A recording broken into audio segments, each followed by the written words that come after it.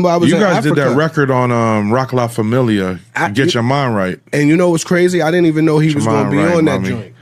Me and Jay laid that verse first, and then where'd you guys record that at? In Baseline. Yeah, this was Baseline, man. We did the whole album. The whole album's such a classic too. Crazy. We did it in like a week too. Jay was putting pressure on everybody. I remember when we was Emil always late to the studio?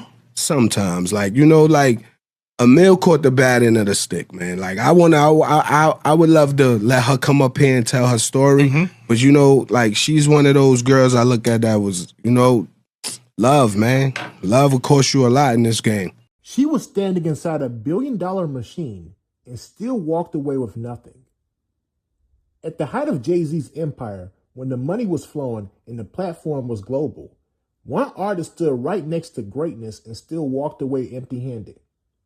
And today, Memphis Bleek finally explained how it happened, why it happened, and how Emil missed out on millions without it ever being about talent. This story ain't about beef. It's about business leverage, timing, and the quiet rules of the music business that decide who lasts and who disappears. Bleek takes us back to the moment when Roc-A-Fella wasn't just dominating the radio. They were everywhere. Real exposure, real power, artists getting paid just to show up, talk, build relationships, and stay visible. This wasn't mixtape culture. This was executive level positioning before most rappers even understood what that meant. Bleek doesn't say it with hate. He says it with clarity. Emil had a real shot, a major shot. No hype, not potential, a real window to secure long-term money and relevance. But love got involved. Personal emotions got involved. Timing got sloppy. And in an industry that doesn't wait, that's all it takes. Now I'm about to play this clip for y'all. But before I do, I just need y'all to leave y'all thoughts down below in the comment section, and subscribe. Let's get into it. Once that backward is like half done, it's over with. But this was Swisher Snoop back then. Yeah. This wasn't even backwards. Yeah, you're right, Swisher Snoop. He smoked my life away. I left that room, little half-dad put his dick I'll never forget. I used to do Snoop Dogg radio, right? This is like way before podcasts. So when I left KMEO, before I came to Vegas, there was like a 7-month period where I did Snoop Dogg radio, a syndicated radio show where we were syndicated in like 30 different cities. You know what I mean? We were on every Sunday, I think. Damn, every Sunday. Dope. We were on The Beat. Remember The Beat in LA? Hell yeah, man. Yeah, so we were on that station. So that was like a big deal to me, even though like I didn't really do a lot. Basically, all we were doing was conversing and playing records, you know what I mean? And smoking. And his wife would write me a check every week. Snoop wife? Yes. Would write you a check? Yes. I got Snoop paid me to be on there talking shit with him. I'm getting when I think about it now, I'm getting paid to smoke weed, get flown out. That's the illest job in the world. With Snoop Dogg? That's the illest job in the world. We did that for like 6 or 7 months before I moved to Vegas, man. That was an experience. But like Snoop is another guy like we've known for a long time. Yeah, Snoop the big. I remember I was. You guys did that record on Roc La Familia, Get Your Mind Right. And you know what's crazy? I didn't even know he was going to be on that joint. Me and Jay laid that verse first, and then where'd you guys record that at? In Baseline. Yeah, this was Baseline, man. We did the whole album. The whole album's such a classic too. Crazy. We did it in like a week too. Jay was putting pressure on everybody. I remember when we. Was Emil always late to the studio? Sometimes, Emil caught the bad end of the stick, man. Like I would love to let her come up here and tell her story. But she's one of those girls I look at that was, love, man. Love will cost you a lot in this game. Yeah. You know what I'm saying? And everybody love. That's why I say you can never question how people love or grieve.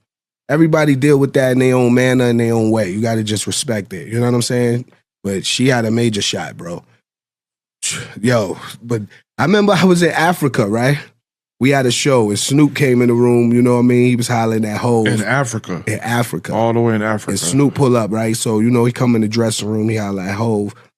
So then he asks Hov, he like, yo, where Bleek at?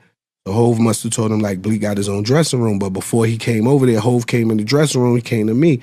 He like, yo, Bleek, Yo, why Snoop looking for you? I'm like, yo, that's my dog. Me and Snoop, hey. He's like, oh, man, I thought it was something, guy, like you did something or something. I'm like, nah, me and Snoop be blowing it down. That's the homie, man. Mm-hmm. Jay ain't even know that we was cool like that. He was looking like, what the hell Snoop doing looking for little bro like that? Let me find out what's going on. Word. That's Snoop Dogg. Yeah, word. He was looking for me. Word. We held it down in Africa. Snoop is that guy, man. Like, this is one of those stories that sounds quiet but carries real weight. Because when you really sit with it, this isn't about Jay-Z being right or Emil being wrong. This is about how unforgiving success is when timing, pressure, and personal life collide. The industry doesn't care how talented you are if your availability doesn't match the moment. And that's not cruelty. That's business reality. My takeaway from what Memphis Bleek shared is maturity. Not gossip, not finger pointing, just perspective. You can hear the respect in how he talks about everybody involved, especially Emil. He doesn't downplay her ability. He doesn't dismiss her importance. He acknowledges something harder to admit. Opportunity does have a clock, and once it runs out, it doesn't go back. What really stood out to me is how disciplined that Roc-A-Fella era actually was. People love to romanticize it like it was all vibes and studio smoke. But behind the scenes, there was structure. It was deadlines. It was pressure.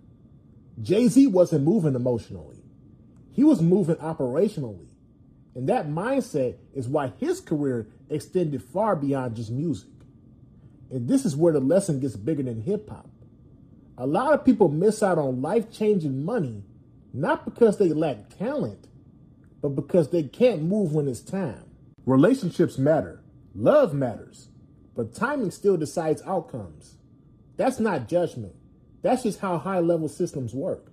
Most artists make the majority of their lifetime income in a very short window early on in their career. If you miss that window, the business rarely offers the same leverage again. That's not specific to Emil. That's the rule across music, sports, and entertainment.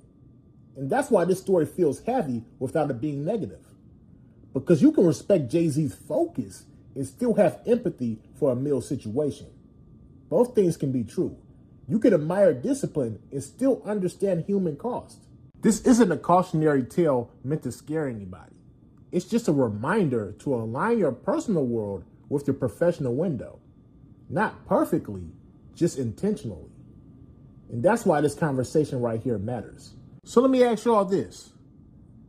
Do you think Jay-Z's business-first mindset is the reason his empire lasted, while so many talented artists like Emil saw their moment pass? And when you listen to Memphis Bleek explain Emil's situation, do you hear a missed opportunity or an unavoidable life moment that no amount of strategy can fix? Let me know your thoughts down below in the comment section. And make sure you like and subscribe. Peace.